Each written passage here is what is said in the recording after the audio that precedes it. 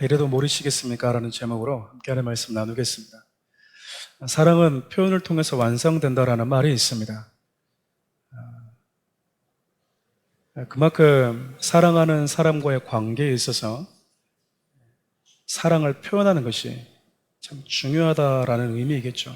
왜냐하면 표현되지 않으면 우리가 그 사랑에 대해서 확인할 길이 없기 때문에 그렇습니다. 그래서 어떤 이들은 표현되지 않은 사랑에 대해서 우체통에다가 넣어서 보내지 못한, 그래서 전달되지 못한 편지와 같다라고 말하기도 합니다. 이 역시 결국 상대에게 전달되지 못한 미완성된 사랑이라고 할 수 있겠죠. 아무리 좋은 사랑이라 해도 또 그 사랑을 담아내어 적었다 해도 상대에게 전달되지 않으면 그 사랑은 적어도 관계에 있어서 최고의 사랑이라고 할 수는 없을 거예요. 왜냐하면 일반적으로 대부분의 사람들은 표현되어지는 것을 통해서 사랑을 확인하기 때문에 그렇습니다. 그래서 사람을 만나면 어떻게 해서든지 내가 사랑하는 그 사람에게 내가 당신을 얼마나 사랑하고 있는지를 표현하려고 애를 쓰는 것이죠. 그래도 불구하고 우리가 하는 사랑들이, 인간들이 하는 사랑은 다소 부족한 부분들이 있고 또 많은 부분 후회를 하기도 합니다. 우리의 사랑이 변한다는 것이죠. 예전에 한 목사님이 자신이 섬겼던 학생과 나눴던 그 일화를 저에게 들려주었던 적이 있습니다. 잠시 소개할까 하는데, 그 목사님이 교회를 잘 안 오는, 우리 흔히 하는 좀 바깥으로 이렇게 잘 돌아다니는 친구였던 것 같아요. 저도 한 번씩 교회를 오는데 하루는 교회로 와서 목사님 저 교회 왔습니다 라고 이야기를 하는 거예요. 목사님 너무 반갑게 안아주고 잘 왔다라고 환영해 주었어요. 근황을 물으면서 여자친구가 생겼다라는 거죠. 그러면서 이 팔뚝을 이렇게 탁 올리면서 문신을 보여주는 거예요. 목사님, 팔뚝 보십시오. 여기 팔뚝. 그러고 봤더니 팔뚝에 이 하트 모양의 문신이 새겨져 있는 겁니다. 야, 너 왜 문신했어? 예전에는 좀 문신에 대해서 조금 더 그랬지 않습니까? 야, 너 뭐 어쩌려고 문신을 했어? 그것도 하트를 왜 했어? 라고 얘기했더니, 목사님 자세히 하트 안을 들여다보십시오. 그러니까 목사님 하트 안을 이렇게 문신 안을 들여다봤더니 무슨 이름이 있는 거예요? 뭐니? 그랬더니 제가 영원히 사랑하고 싶은 여자친구 이름입니다라고 하는 거예요. 그러니까 여기다가 뭘 새긴 거죠? 하트 모양을 해서 자기가 영원히 사랑하고 싶은 여자친구 이름을 새겨 넣은 거예요. 목사님 상당히 좀 당황은 하긴 했지만, 목사님 이렇게 타이른 거죠. 야, 네가 누군가를 영원히 사랑하고 싶다면, 그리고 그와 영원의 사랑을 하고 싶다면 내가 먼저 영원하신 예수를 만나야 되지 않겠냐. 그 여자친구도 마찬가지고. 그러니까 예수를 둘 다 잘 믿어라 라고 이야기를 했대요. 그러고 나서 또 한참 지나고 난 이후 한 달 정도 뒤에 이 친구가 목사님을 찾아왔다고 합니다. 목사님이 또 반갑게 이 친구를 안아주면서 그동안 또 어떻게 지냈느냐라고 이야기하면서 한 달 전에 여자친구가 있다고 한 것이 기억이 나서 어떻게 그 여자친구가 잘 사귀고 있냐라고 했더니 그 여자친구와 헤어졌다라는 거예요. 여자친구와 헤어졌다라는 겁니다. 그러니까 이렇게 웃으면 안 되는데, 헤어졌다고 하니까 이 목사님이 금세 뭐가 생각날까요? 팔뚝에 문신이 생각나는 거죠. 야, 너 그 문신 어떡하냐? 목사님 이거 어떻게 지우죠? 라고 이제 또 물어보는 거예요. 목사님 이거 언제 어떻게 이걸 지워야 좀 알려줄 수 있어요? 라고 말하면서 서로 얼굴 보면서 웃지도 못하고 울지도 못하는 그런 기억이 있었다라고 말해요. 너만 웃어버리면 또 아이에 대한 예의가 아니다 보니까 그렇게 그 아이 보내고 나서 그 아이가 하는 말이 그렇게 좀 웃음이 났다라고 이야기를 하더라고요. 처음에는 영원히 사랑할 것 같고 지켜줄 것 같고 보호해줄 것 같아서 또 그렇게 사랑하고 싶어서 문신까지 새겼는데, 시간이 지나자가 그 이름을 이제 지워버리고 싶은 존재가 될 수도 있는 게 우리가 하는 사랑의 한계이고 또 어설픈 우리 사람들의 사랑이 아닐까 싶습니다.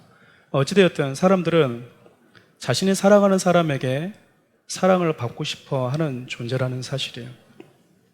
모든 사람이 나를 사랑해 주지 않아도 적어도 내가 사랑하는 사람만큼은 나를 사랑해 주기를 바라는 것이 우리 모든 사람들의 마음이기 때문에 그렇습니다. 그런데 여러분, 우리를 사랑하시는 하나님도 우리를 사랑하시는 것만큼 저와 여러분들에게 사랑을 받고 싶어 하세요. 하나님께서 저와 여러분들에게 원하는 가장 큰 바람이 있다면 저와 여러분들이 당신을 사랑하는 것입니다. 그래서 마태복음 22장 36절에서 38절은 다음과 같이 이야기합니다. 제가 봉독해 드리겠습니다. 선생님, 율법 중에서 어느 계명이 크니까? 예수께서 이르시되 내 마음을 다하고 목숨을 다하고 뜻을 다하여 주 너희 하나님을 사랑하라 하셨으니 이것이 크고 첫째 되는 계명이요.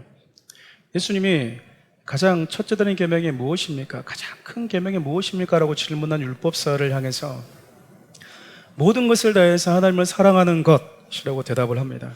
그러니까 우리를 사랑하시는 하나님은 또한 우리가 사랑하는, 당신이 사랑하는 저와 여러분들의 사랑을 받고 싶어하는 분이라는 거예요. 그러니까 결국 성경이라는 것은 저와 여러분을 사랑하시는 하나님의 이야기면서 동시에 우리를 사랑하신 그 하나님을 사랑했던 사람들의 고백으로 가득 차 있습니다. 오늘 본문에 등장하는 아브람 역시 하나님을 향한 사랑을 아름답게 표현했던 사람 중 하나예요. 아브람 하면 가장 먼저 떠오르는 것이 이삭을 모리아산에서 번제로 바치려고 했던 사건이겠죠. 우리가 이 이야기를 접할 때마다 가끔씩 하나님에 대해서 오해하거나 종종 이 말씀을 이해하는 데 있어서 실수할 때가 있어요. 그것이 무엇이냐면 이 말씀을 읽으면서 하나님을 이렇게 이해하는 거죠. 야, 너 아직도 나보다 중요한 게 있어? 네가 나보다 아직도 더 사랑하는 게 있단 말이야? 나 그거 못 본다. 결코 용납할 수 없으니까 군소리 말고 나한테 가져와라 라는 식으로 이해하는 거죠. 이 말씀을 잘못 이해하고 있는 거예요. 그것은 여러분 마치 하나님은 내가 좋아하는 것을 보고 그것을 보면서 행복하게 미소 짓고 좋아하는 것을 싫어하는 깍쟁이 하나님 정도로밖에 취급하지 않는 겁니다. 그래서 어떤 분들은 내가 하나님보다 남편을 더 사랑하는 건 아닐까라고 해서 각방을 쓰는 분들도 있고요. 어떤 분들은 내가 자녀보다 하나님을 더 사랑하지 못하고 있는 건 아닌가? 내가 자녀를 더 하나님보다 더 사랑하지 않는가? 오늘 학원비, 이번 달 학원비 패스, 이걸 그냥 하나님께 헌금을 해버리는 거예요. 그러면서 마음속으로 나는 하나님을 자식보다 더 사랑해. 여러분, 그렇게 말씀을 보게 되면 하나님에 대한 사랑을 왜곡되게 우리가 보고 있는 거예요. 왜냐면 오늘 본문은 아브라함은 하나님에게, 그리고 하나님은 아브라함을 통해서 저와 여러분에게 어떻게 사랑을 표현하셨는지에 대한 내용을 담고 있기 때문에 그래요. 그래서 오늘 이 부분을 통해서 아브라함은 하나님에게 어떻게 사랑을 표현했고, 또 하나님은 아브라함을 통해서 저와 여러분들에게 어떻게 당신의 사랑을 표현하셨는지를 함께 살펴보려고 합니다. 먼저 창세기 22장을 간략하게 좀 살펴보죠. 어느 날 하나님께서 아브라함을 부르셨어요. 하나님이 아브라함에게 방문하신 겁니다. 여러분, 하나님이 여러분들을 찾아오시면 행복하겠죠. 하나님 나를 찾아오시는 순간이 얼마나 기다려지십니까? 그런데 하나님이 찾아오시는 순간이 매번 좋은 것만은 아닙니다. 왜냐하면 아브라함에게 하나님이 찾아오셨을 때 때로는 본토 친척 아버지 집을 떠나야 된다. 때로는 그에게 있어서 믿음의 선택을 할 수 있는 복을 주시는 경우도 있었지만, 내가 열국의 아비로 너를 삼아주겠다라고 하는 참 듣기 좋은 메시지와 복을 주기 위해서 하나님이 찾아오신 경우도 있었지만, 적어도 창세기 22장에서는 그런 말씀을 하기 위해서 찾아온 것은 아니었어요. 아브라함에게 정말 굉장히 부담되는 메시지를 던지고 하나님이 떠나십니다.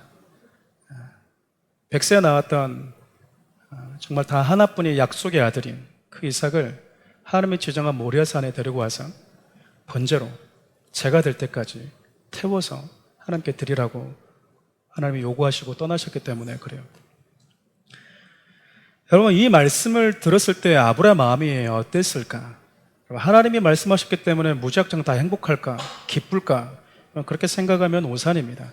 적어도 아브라함이 저와 같이 성정을 가진 사람이라고 한다면 이 말씀 앞에 아브라함은 상당히 힘들었을 거예요.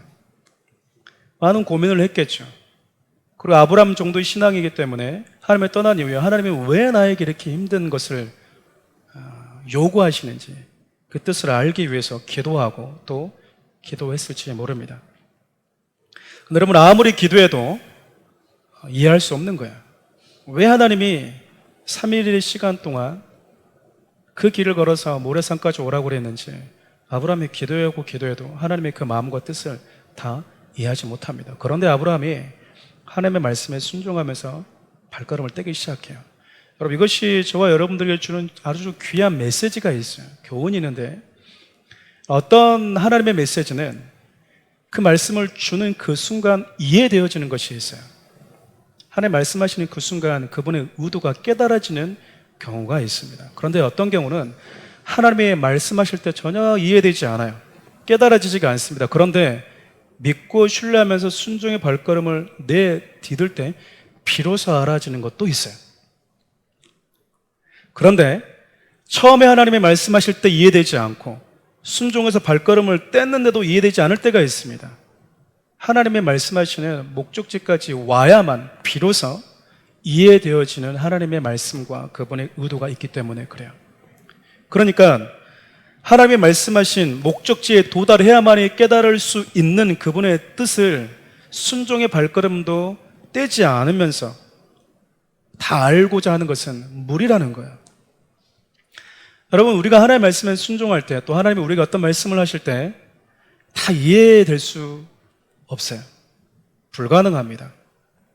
어떤 메시지는 순종의 발걸음을 떼면서 깨달아지고, 어떤 메시지는 반복해서 떼고 가면서 중간에 깨달아지기도 하고, 어떤 경우는 목적지에 도달해야만이 깨달아지기 때문에 그렇습니다. 아브라함 역시 처음에 하나님의 말씀, 이삭을 바치라고 하는 그 요구에 대해서 다 이해하지 못했습니다.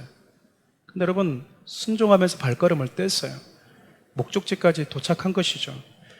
아브라함이 이해되지 않음에도 순종의 발걸음을 반복해서 떼면서 목적지까지 도달할 수 있었던 것은 그동안 자신의 경험했던 하나님에 대한 이해가 있었기 때문에 그래요.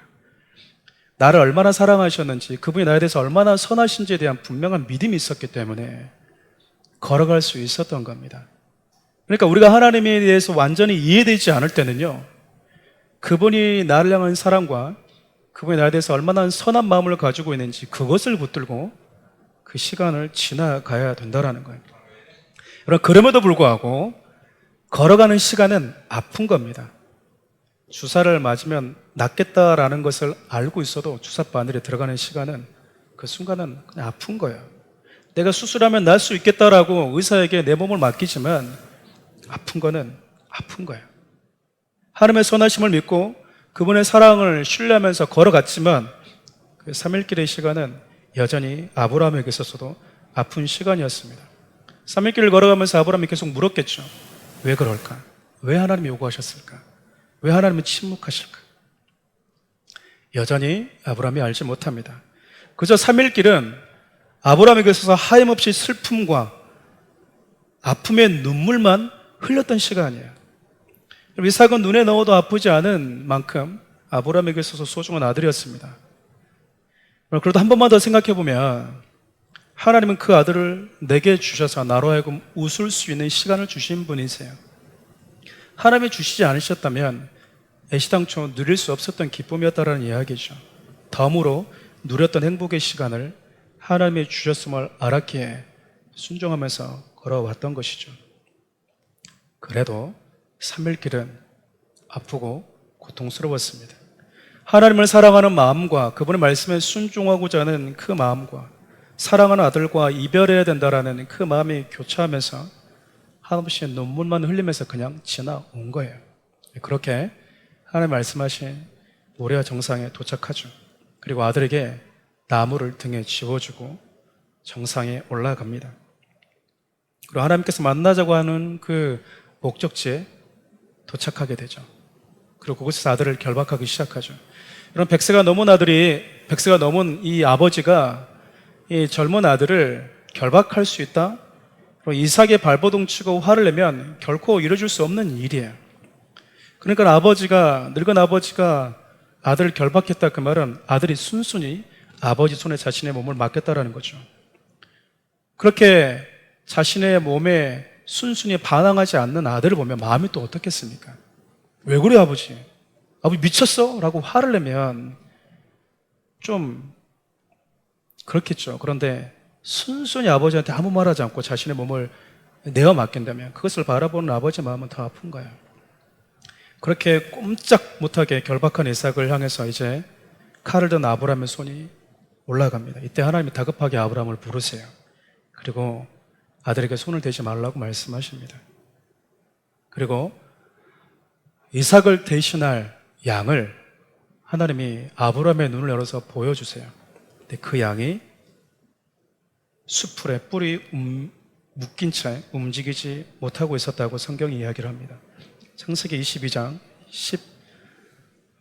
13절을 제가 읽어드리겠습니다. 아브라함이 눈을 들어 살펴본 즉 한 순양이 뒤에 있는데 뿔이 수풀에 걸려 있는지라 아브라함이 가서 그 순양을 가져다가 아들을 대신하여 번제로 드렸더라. 수풀에 걸려서 움직이지 못했던 이 순양은 십자가란 나무에 매달려서 움직이지 못하고 있는 예수 그리스도를 상징해요. 하나님은 아브라함이 약속한 장소에 와서 당신이 인류를 위해서 어떤 사랑을 준비하고 계시는지를 보고 만나기를 원하셨던 거예요. 인류의 죄를 대속할 순양을 나무에 매달아 놓은 채 아브라함을 기다리고 있었던 겁니다.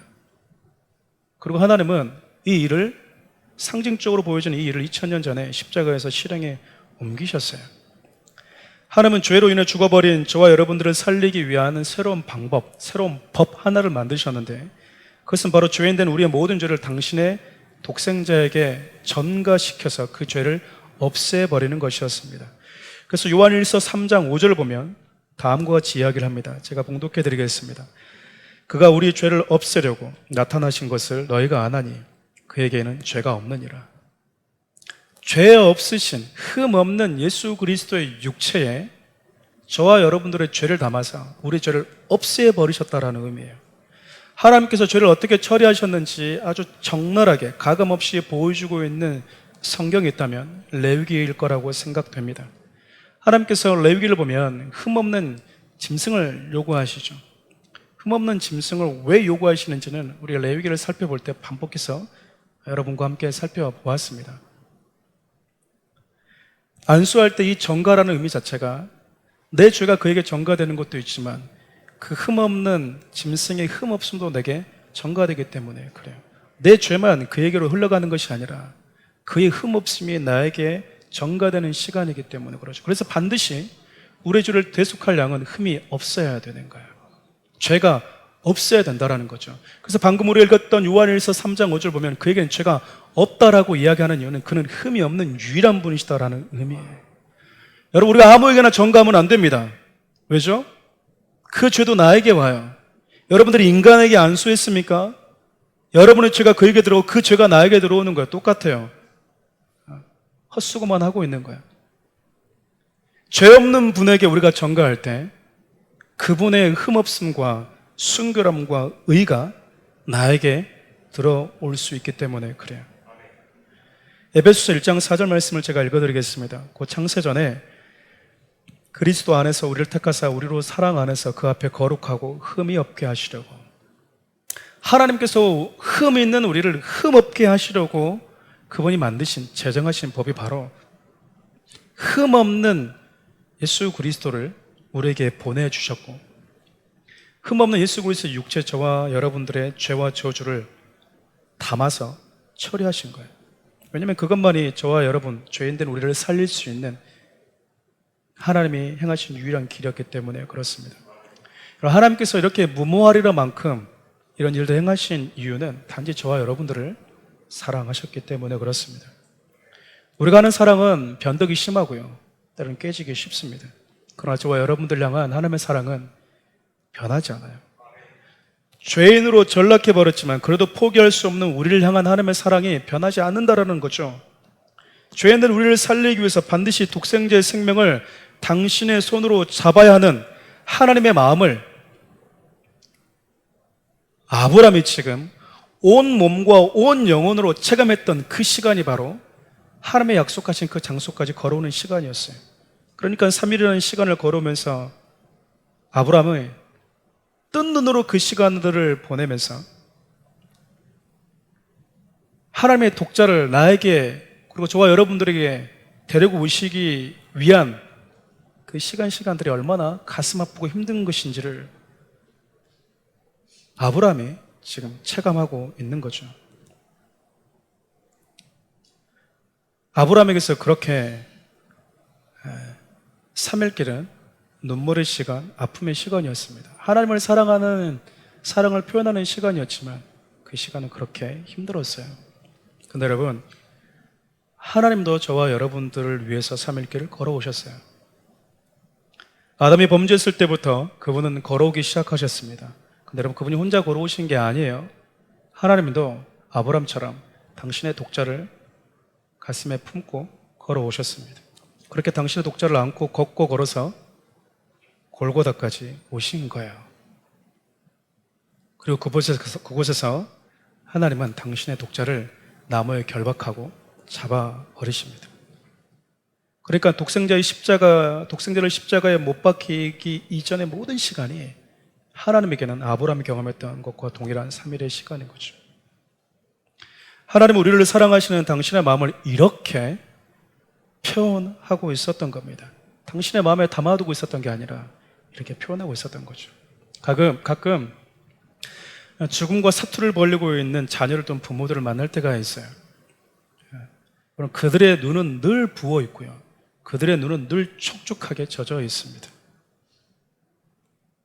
그들이 가지고 있는 공통된 마음이 무엇이냐면, 내 심장이라도 떼어서 줄 수 있다면, 내 눈이라도 빼서 줄 수 있다면, 내 피와 내 골수라도 그에게 줄 수 있다면, 그래서 그가 살아난다면, 기꺼이 주고 싶어하는 게 부모의 마음이고 그 마음은 진심이에요. 이들이 자신의 심정과 눈, 모든 것을 빼서라도 자녀에게 주고 싶어하는 그 이유는요, 자녀를 사랑하기 때문에 그렇습니다. 사랑하기 때문에 자기가 할 수 있는 모든 것을 다 하고 싶은 거예요.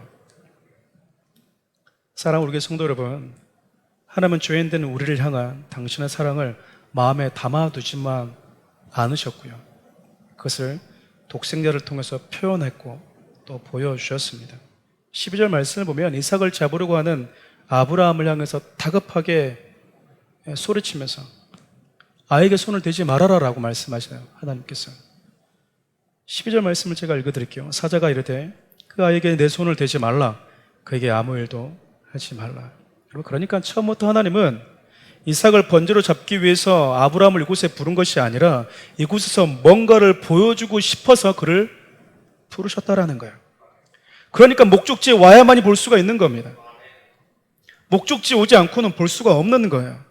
저와 여러분을 구원하기 위해서 하나님이 어떤 사랑을 계획하고 계시는지, 준비하고 계시는지, 그 사랑을 어떻게 표현하고 싶으신지를 아브라함에게 보여주고 싶으셔서 그것으로 불렀다라는 거죠. 결국 하나님은 아브라함의 독자를 보호하셨습니다. 그런데 당신의 독자는 하나님이 잡으셨어요.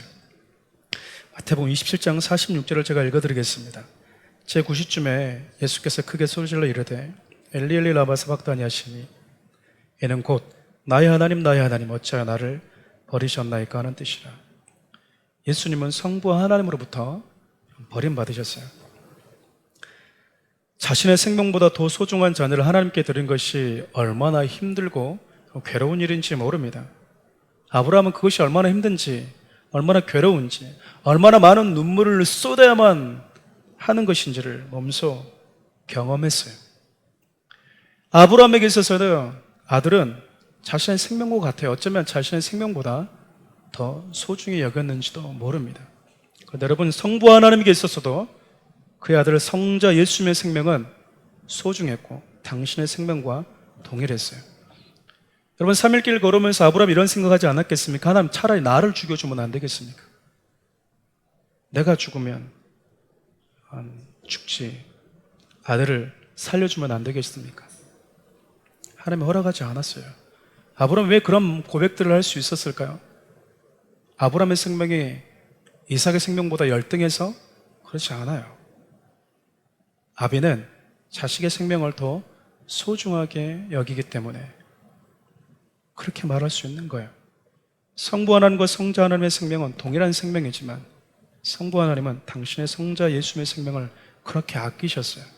그렇게 아끼신 당신의 성자 예수님의 생명을 저와 여러분들을 위해서 잡기 위해 데리고 오신 그 하나님의 마음, 그것을 아브라함이 도착했어야 비로소 느끼고 보게 된 것이죠.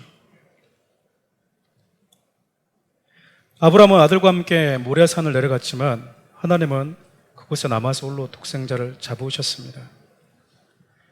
하나님께서 이렇게까지 하신 것은 그것만이 저와 여러분들을 살릴 수 있는 유일한 길이라는 것을 아셨기 때문에 그래요. 얼굴에 화상을 입고 평생을 힘들게 사셨던 그 어머니를 둔 딸의 이야기입니다.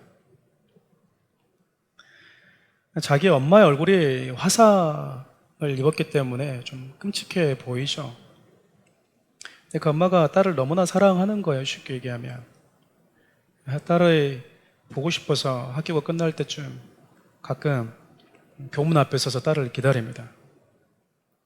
딸은요, 행여나 엄마가 보이기라도 할까봐 그 엄마가 나의 이름을 부르지는 않을까 무섭기까지 한 거죠.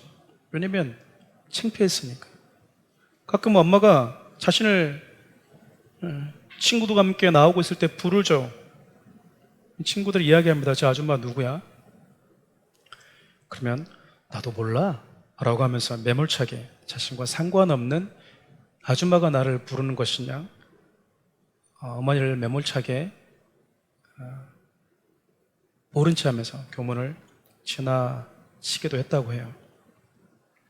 그러다가 그렇게 아픈 엄마를 위해서 지방에 있던 이모가 올라왔다고 합니다.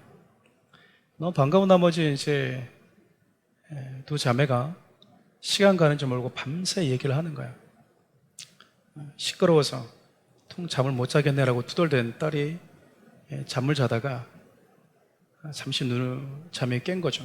그때 이모가 어머니와 나눈 대화를 듣게 돼요. 이모가 이렇게 얘기하는 거야. 야, 너 얼굴 괜찮냐? 혹시 아직도 네 딸이 너를 그렇게 부끄러워하냐?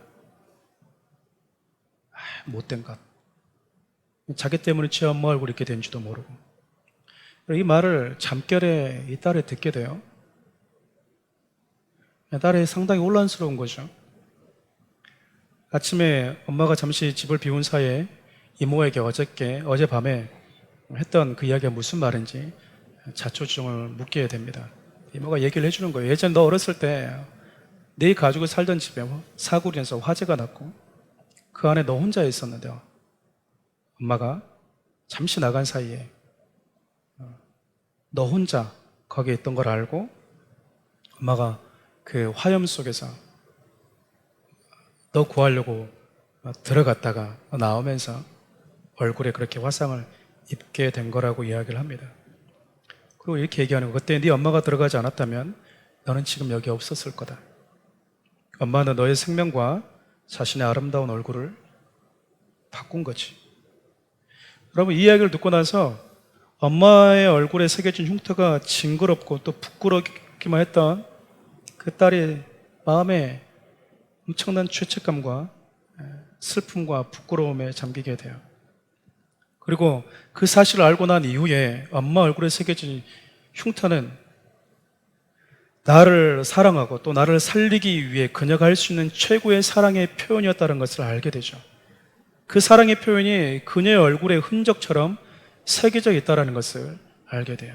예전에는 바라보면 부끄럽고 바라보면 징그러웠었는데 이제는 어머니가 나를 향한 사랑의 표현, 그 흔적이 그녀의 얼굴에 새겨져 있다는 사실을 알게 되는 거죠. 이사야 49장 15절에서 16절 말씀을 보면 예수님도 당신의 몸에 우리에게 사랑을 표현하시면서 생긴 흔적이 있다고 말씀하십니다. 제가 읽어드리겠습니다.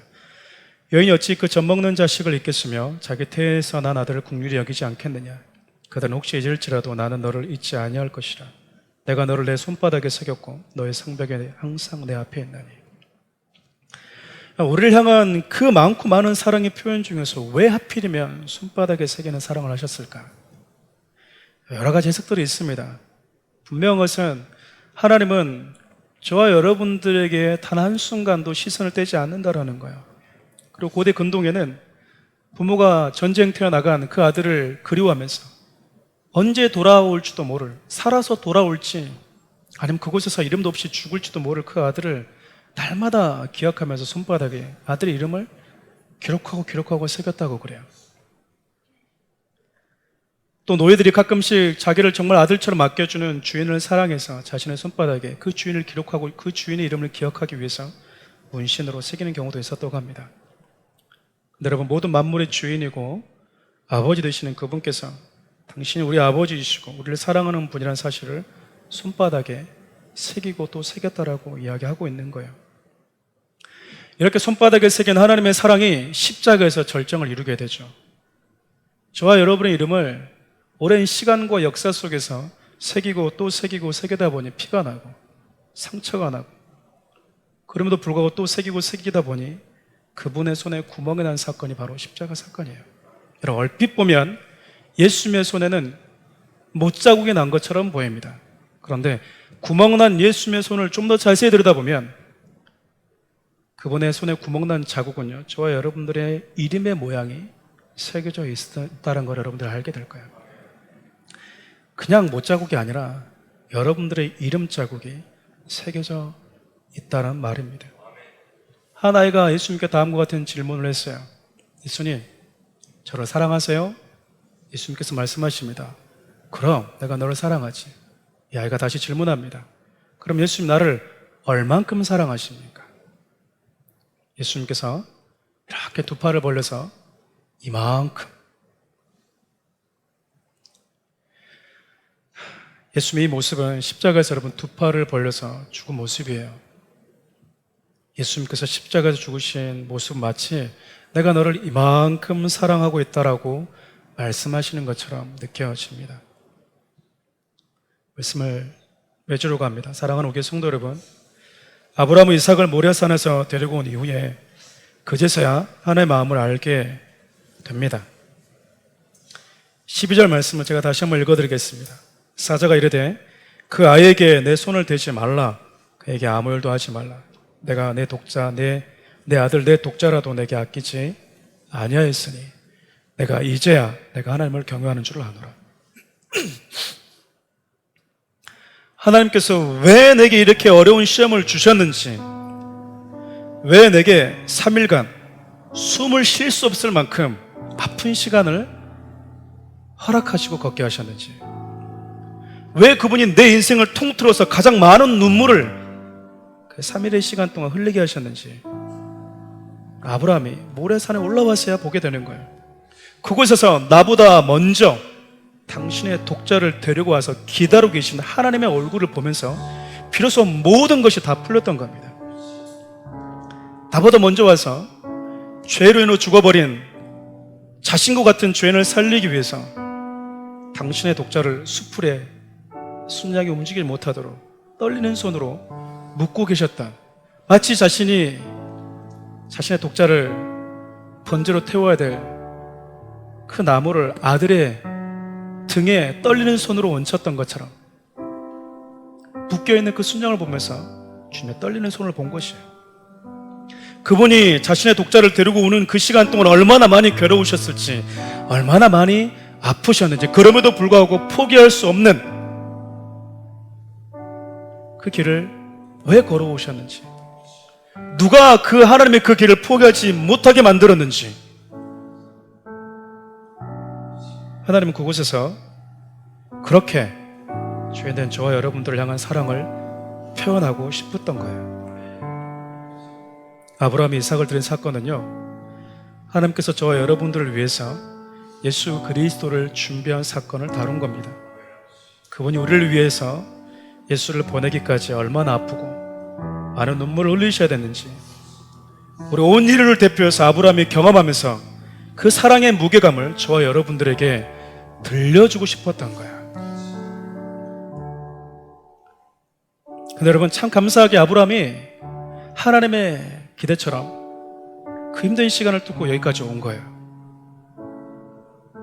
하나님이 그에게 아무것도 알려주지 않았는데 되려 하나님에 대해서 왜곡된 신앙을 가질 수도 있는 위험이 있었음에도 불구하고 당신을 사랑하는 마음으로 여기까지 와준 하나님께 감동하고 있는 거죠. 그래서 하나님이 이렇게 말씀하시는 겁니다. 이제야 네가 나를 사랑하는지 알겠다.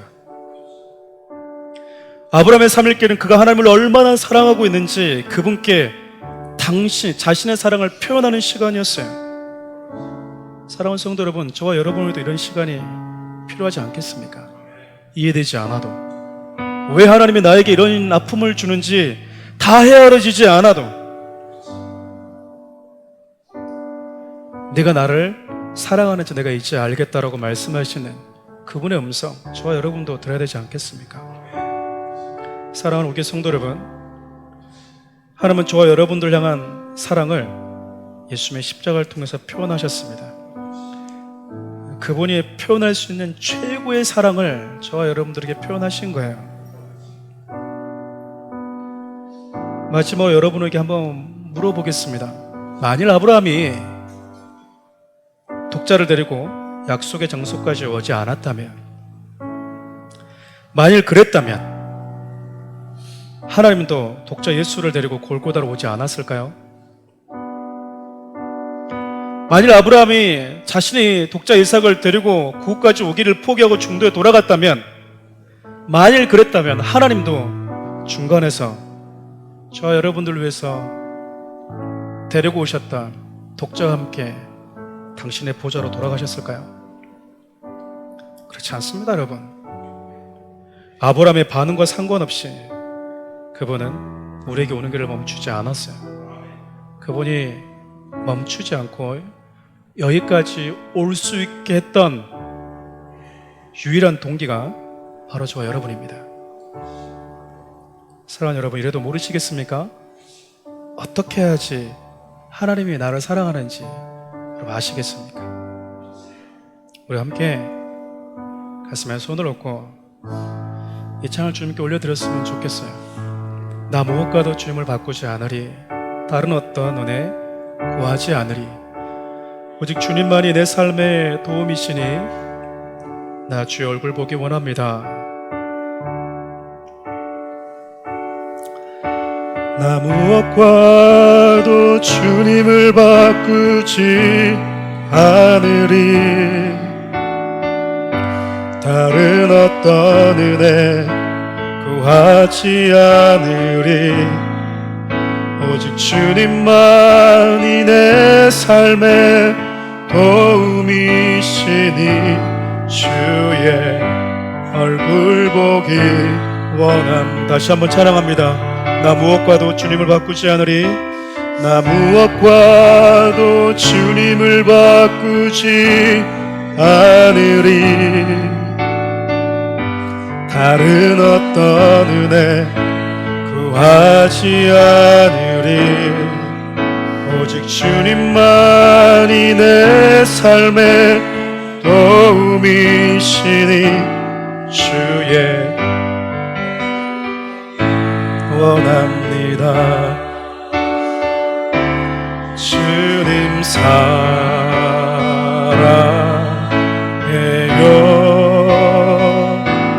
온 마음과 정성 다해 하나님의 신실한 친구 되기 원합니다. 우리 한번 기도합시다. 사랑하는 우리 성도 여러분, 오늘 제목이 이래도 모르시겠습니까? 라는 제목이에요. 여러분 눈앞에 보여지는 십자가, 그 십자가에 움직이지 못한 채 매달려 계신 예수님, 누가 그분을 그곳까지 데리고 오셨습니까? 당신의 독생자를 그곳까지 데려오는데 누가 하나님으로 하여금 포기하지 못하겠습니까?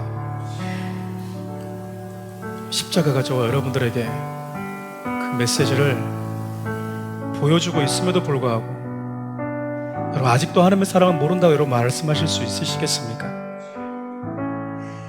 사업이 안 돼서, 내가 꿈꾸는 꿈이 실현되지 않아서, 내가 투자했던 것이 되지 않아서, 내 자녀가 혹은 내 남편이, 내 경제적인 부분이 조금 어려워서, 우리 시간 한번 기도합시다. 아브라함이 오지 않고 아브라함이 중간에 돌아갔다 해도 여전히 당신의 독자를 안고 골고다까지 오실 그를 멈추지 않으셨을 우리 하나님의 그 사랑을 여러분 좀 마음에 새기면서 기도합시다. 그리고 이제 하나님, 이제야 내가 알겠다는 이 질문이 이제 하나님 나도 알겠습니다라는 이 질문으로 하나님 바뀌게 해달라고 기도합시다. 그리고 사랑하는 우리의 모든 성도들뿐만 아니라 이 땅에 있는 주의 모든 교회와 성도들을 그런 하나님의 사랑을 알 수 있게 해달라고 함께 기도합시다. 우리 주 이름 한번 부르고 기도하며 나가겠습니다. 주여, 살아계신 하나님, 이것을 주님의 보혈로 덮어 주십시오. 우리에게 말씀하신 하나님, 우린 지금껏 우리 말씀을 대할 때마다 하나님의 사랑에 대해서 왜곡했습니다. 이 말씀을 대할 때마다 하나님은 나의 웃는 모습을 싫어하고 내게 있는 중요하고 소중한 것을 보면서 내가 행복해하는 것을 싫어하는 분 정도로만 생각했습니다. 살아계신 하나님, 하지만 하나님, 이 말씀이 당신이 우리를 어떻게 사랑하는지, 하나님 우리를 어떻게 사랑하고 있는지 그 사랑을 표현하는 메시지인 것을 다시 한번 깨닫게 됩니다. 하나님, 아브라함은 이해되지 않아도 하나님의 사랑이 동기가 되어서 그분을 사랑하는 그 마음이 하나님 동기가 되어서 끝까지 와서 나를 향한 하나님의 사랑의 표현을 보고 말았습니다. 그러나 하나님, 우리는 하나님의 사랑을 끝까지 보지 못할 때가 얼마나 많은지 모릅니다. 하나님이 나를 향한 사랑에 대해서 날마다 얼마나 시시각각 그 사랑에 대해서 질문하는지를 모릅니다. 하나님, 이제야 네가 나를 사랑하는지 알겠다라고 하셨는데 우리는 아직까지 하나님은 나를 사랑하는지 모르겠습니다라고 대답하고 있지는 않는지 우리가 하나님 앞에 겸손하게 무릎 꿇어서 내 모습을 들여다보게 하여 주십시오. 나는 이제 알겠다, 너는 아직도 모르겠니라고 질문하시는 그 하나님 앞에 하나님의 마음을 겸비한 모습으로 하나님 앞에 쏟아놓게 하여 주시고 다시 한번 십자가를 바라보면서 주님의 날 향한 그 사랑의 무게감을 보게 하여 주십시오. 하나님, 이 땅에 있는 사랑하는 우리의 모든 성도들, 이 땅에 있는 주의 모든 몸된 교회와 성도들을 축복하셔서 귀한 성도들이 나를 향해서 우리 주님이 보여주신 그분이 할 수 있는 최고의 사랑의 표현 되신 예수 그리스도를 바라보면서 우리가 더 겸손히, 우리가 더 하나님 앞에 경배하며 하나님의 사랑 앞에 나아갈 수 있도록 도와주십시오. 하나님, 우리 주님 우리에게 물으십니다. 하나님, 우리가 주님을 얼마나 사랑하는지 우리가 그 질문 앞에 당당히 서기를 원합니다. 살아계신 하나님, 우리가 주님을 뜨겁게 사랑하게 도와주시고 하나님, 우리 향하는 그 사랑에 흔들리지 않는 사람들이 되게 하여 주십시오. 하나님, 그런 우리 주님의 사랑을 하나님 우리가 알기를 원합니다. 우리가 주님을, 우리를 향한 주님의 사랑을 알기를 원합니다. 깨달아 알기를 원합니다. 그 사랑에 있어서 요동하지 않기를 원합니다. 그 사랑을 끝까지 신뢰하기를 원합니다. 하나님의 사랑을 끝까지 바라보고 우리를 향한 주님의 그 마음을 신뢰하며 나아갈 수 있도록 도와주시옵소서.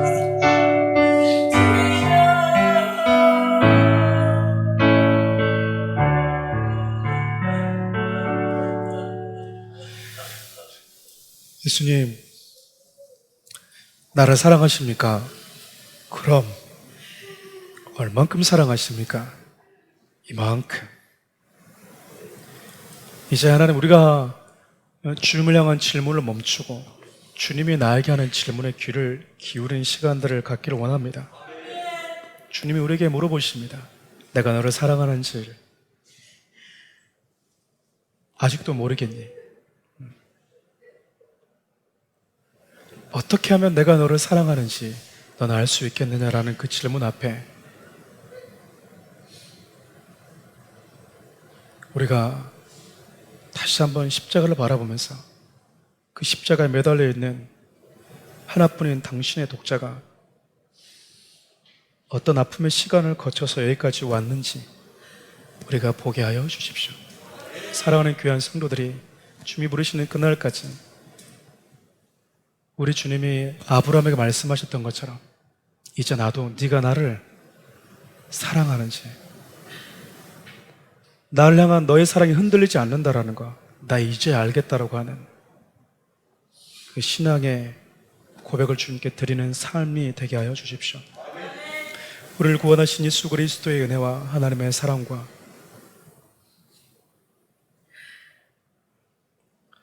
우리의 어떤 반응과 관계없이 당신의 독자를 품에 안고 묵묵하게 골고다까지 와주신 우리 하나님의 다함없는 그 사랑, 그 사랑을 날마다 깨닫게 하시는 우리 성령 하나님의 그 은혜가 사랑하는 우리 교회 모든 성도들과 사랑하는 우리 교회와 코로나로 인해서 참 많은 힘든 시간을 보내고 있는 이 나라의 민족, 이 땅에 주며 몸되는 교회와 성도들 위해 함께 하시기를 간절히 축원하옵나이다. 아멘.